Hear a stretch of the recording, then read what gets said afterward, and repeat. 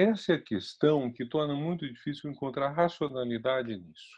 Quer dizer, aqueles que dizem que há uma racionalidade nisso, que é a pergunta: "Que jogo é esse?", supõe-se que então, com isso você está visando determinada coisa.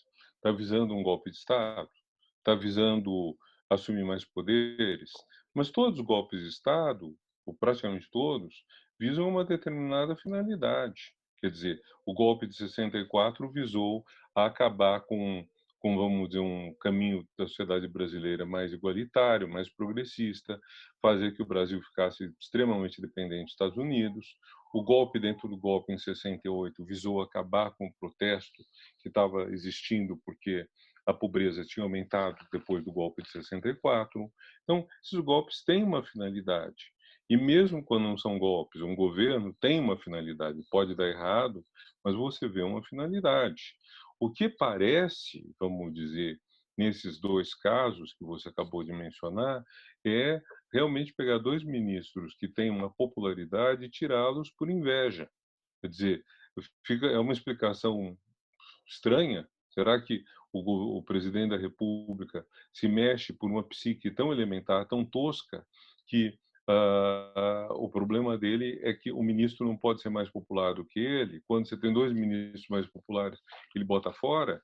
Ou então que ele não consegue sair das manias dele, então faz uma reforma da Previdência, seria, vamos dizer, um ponto crucial para a direita elegê-lo, mas a reforma da Previdência vem junto com um aumento salarial substancial para os militares, que, enfim, é o contrário do restante, né?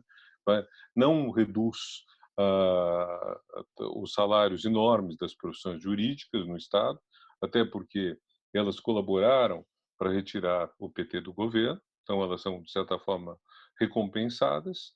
Então, agora, a lógica maior disso, eu não consigo perceber que exista. O custo é enorme. Só que o que acontece? A sociedade está imobilizada. A sociedade rachou em três. Você tem uma parte que, vamos dizer, você tem dois rachas na sociedade brasileira, por assim dizer. Você tem uma racha PT anti-PT, vamos dizer, ainda continua sendo assim. Quer dizer, gente mais de esquerda, gente mais de direita. Então, você tem aqueles que queriam certas reformas econômicas liberais.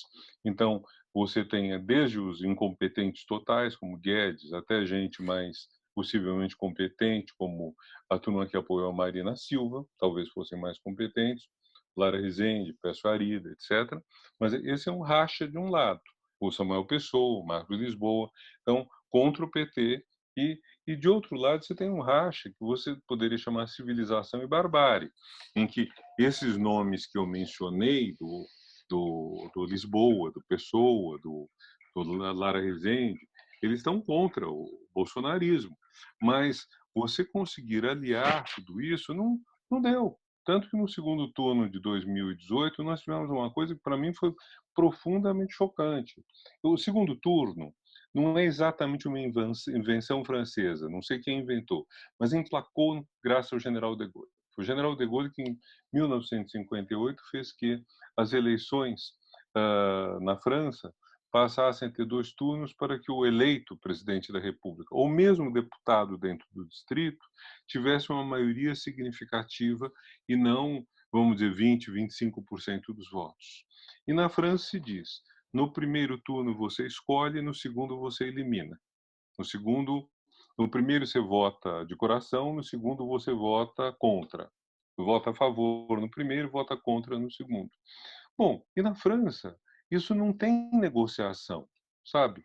Termina o primeiro turno, emplaca, por exemplo, ah, Macron versus a Marine Le Pen, ou 15 anos antes, o Chirac versus o pai da Le Pen.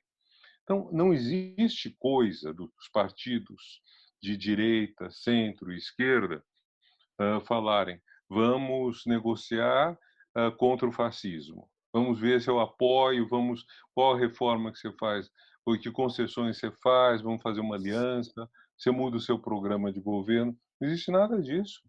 Na mesma noite, todo mundo diz: vamos votar no Chirac. O Chirac era odiado. A esquerda queria colocar na cadeia, porque ele era considerado corrupto. Não teve a menor dúvida. sabe? Diante da ameaça do fascismo, que era o pai da Marine Le Pen, então, assim, ele teve 80% dos votos. Aqui no Brasil, que tivemos?